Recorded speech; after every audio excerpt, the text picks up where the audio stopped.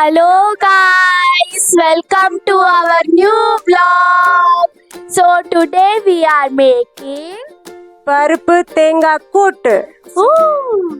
So ಇದು ಬಂದು Tamil Nadu dish.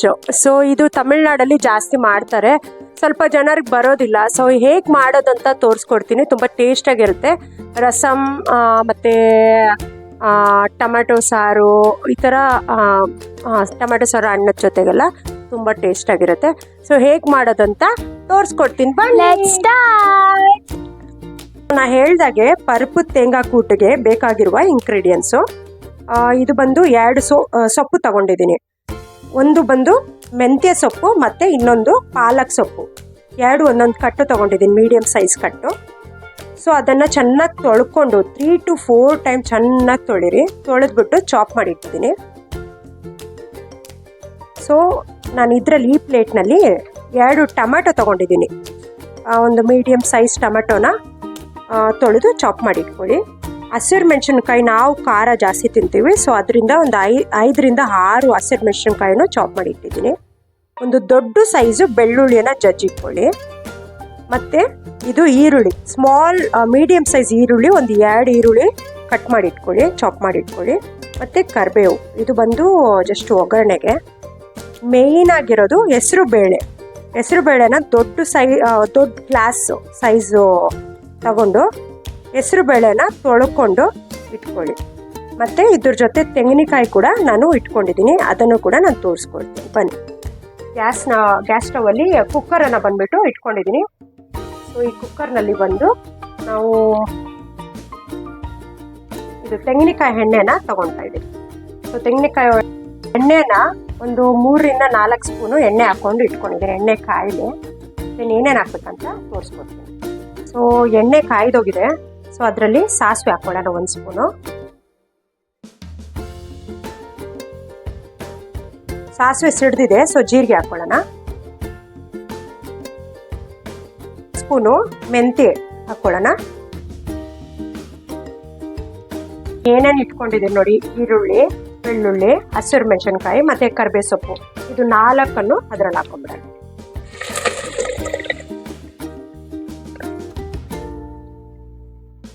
ನೋಡಿ ಚೆನ್ನಾಗಿ ಫ್ರೈ ಆಗಿ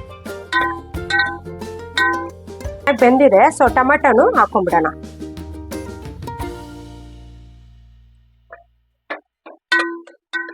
ಟೊಮೆಟೊ ಹಾಕಿದೀವಲ್ವಾ, ಅದಕ್ಕೆ 1ರಿಂದ 1.5 ಸ್ಪೂನು ಸಾಲ್ಟ್ ಹಾಕೊಳ್ಳೋಣ, ನಿಮ್ಮ ಟೇಸ್ಟ್ ತಕ್ಕಷ್ಟು.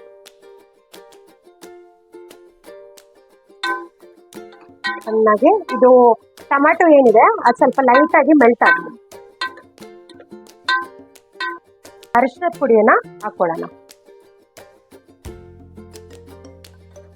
ಚೆನ್ನಾಗಿ ಕಲಿಸ್ಕೊಳ್ಳಿ, ಚೆನ್ನಾಗಿ ಮೆಲ್ಟ್ ಆಗಲಿ ಟೊಮೆಟೊ.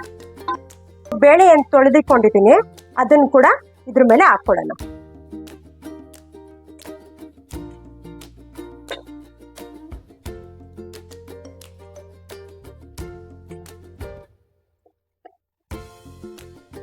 ಬೇಳೆ ಎಲ್ಲ ಹಾಕೊಳ್ಳಿ.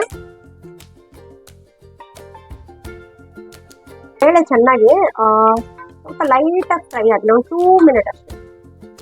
ಸೊ ಸೊಪ್ಪೆ ನಾನು ತೊಳೆದಿಕೊಂಡಿದ್ದೀನಿ, ಅದನ್ನು ಕೂಡ ನಾನು ಈ ಕುಕ್ಕರ್ಗೆ ಹಾಕೊತಾ ಇದ್ದೀನಿ.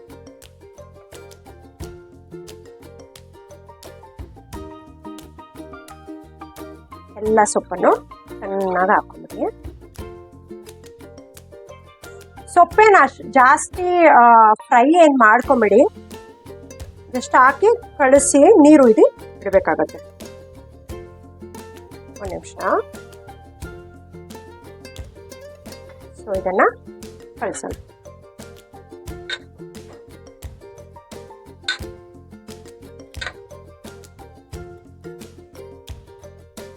ಕಳಿಸ್ಕೊಂಡಾಯ್ತು.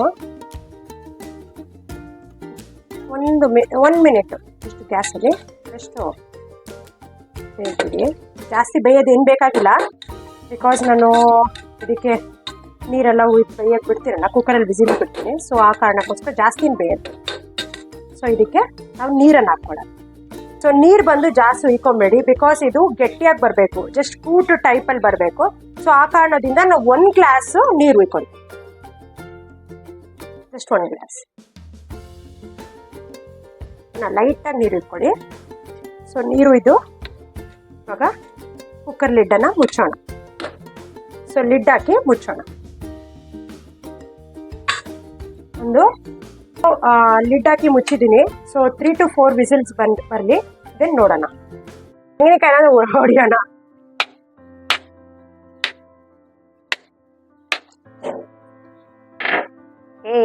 ತೆಂಗಿನಕಾಯಿ ಹೊಡೆದಾಗಿದೆ. ಸೊ ತೆಂಗಿನಕಾಯಿ ನೀರು ಯಾರಿಗೆ ಬೇಕು?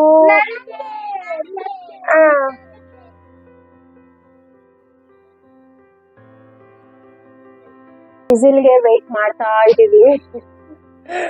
ಸೊ ಇವತ್ತು ಬಂದು ಅಡಿಗೆ ಏನು ಹೇಳು, ನೀನು ಹೇಳು. ಗೊತ್ತಿಲ್ಲ. ಸೊ ಇವತ್ತು ಅಡಿಗೆ ಬಂದು ರೈಸು ಮತ್ತೆ ರಸಮ್ ಮತ್ತೆ ಇದು ಮಾಡೋದು ಕೂಟು. ಚೆನ್ನಾಗಿರುತ್ತೆ ಟೇಸ್ಟಾಗಿ. ಸೊ ವಿಸಿಲು ಬರಲಿ. ವಿಸಿಲ್ ಬರಲಿ, ನಾವು ವೆಯ್ಟ್ ಮಾಡೋಣ.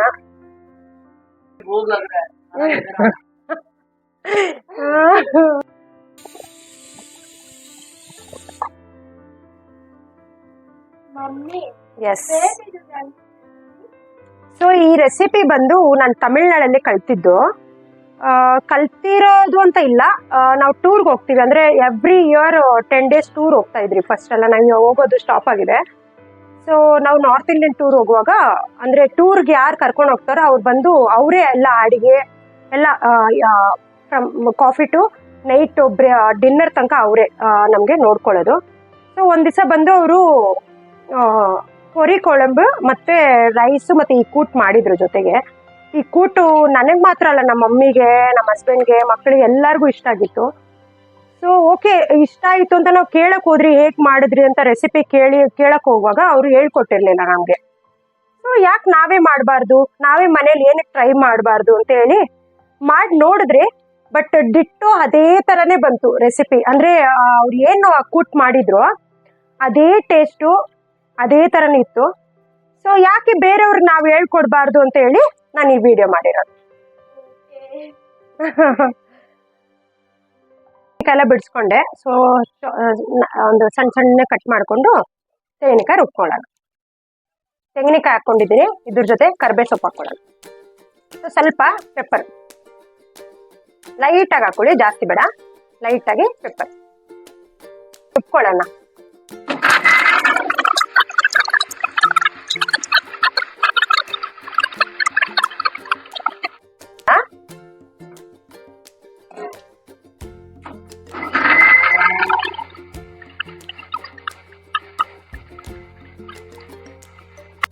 ಈಗ ರುಬ್ಕೊಳ್ಳಿ.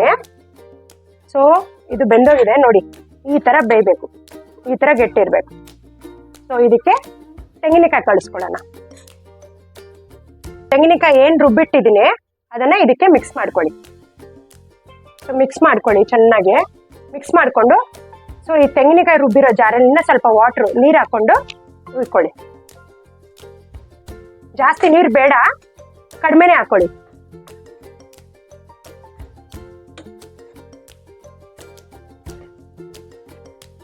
ಸೊ ಗ್ಯಾಸನ್ನು ಆನ್ ಮಾಡಿ ಇಟ್ಟಿದ್ದೀನಿ, ಸಿಮ್ಮಲ್ ಇದೆ. ಸೊ ಒಂದು 1 minute, ಜಸ್ಟ್ 1 minute ಸಾಕಾಗುತ್ತೆ. ಇದು ಲೈಟಾಗಿ ಒಂದು ಲೈಟ್ ಬಾಯ್ಲ್ ಬರಲಿ, ಆಫ್ ಮಾಡಿ. ನೋಡಿ ಈ ಥರ ಇರಬೇಕು, ಈ ಥರ ಗಟ್ಟಿ ಇರಬೇಕು ನೋಡಿ. ಜಾಸ್ತಿ ನೀರಾಗಿ ಮಾಡ್ಕೊಬೇಡಿ, ಚೆನ್ನಾಗಿರೋದಿಲ್ಲ. ಸೊ ಇದು ಬಾಯ್ಲ್ ಆಗ್ತಾ ಇದೆ ನೋಡಿ. ಸೊ ಆಫ್ ಮಾಡ್ಕೊಂಬಿಡೋಣ. ಸೊ ಕೂಟ್ ಮಾಡಾಗಿದೆ ನೋಡಿ, ಹೇಗಿದೆ ಅಂತ ಸಕ್ಕತ್ತಾಗಿದೆಯಲ್ಲ ನೋಡೋದಕ್ಕೆ. ಓಕೆ ಓಕೆ ಗಾಯ್ಸ್, ಇವತ್ತಿನ ವಿಡಿಯೋ ನಿಮ್ಗೆ ಇಷ್ಟ ಆಗಿದ್ರೆ ಲೈಕ್ ಮಾಡಿ, ಶೇರ್ ಮಾಡಿ, ಸಬ್ಸ್ಕ್ರೈಬ್ ಮಾಡಿ ಆ್ಯಂಡ್ ಪ್ಲೀಸ್ ಸಪೋರ್ಟ್ ಮಾಡಿ. ಓಕೆ ಬಾಯ್.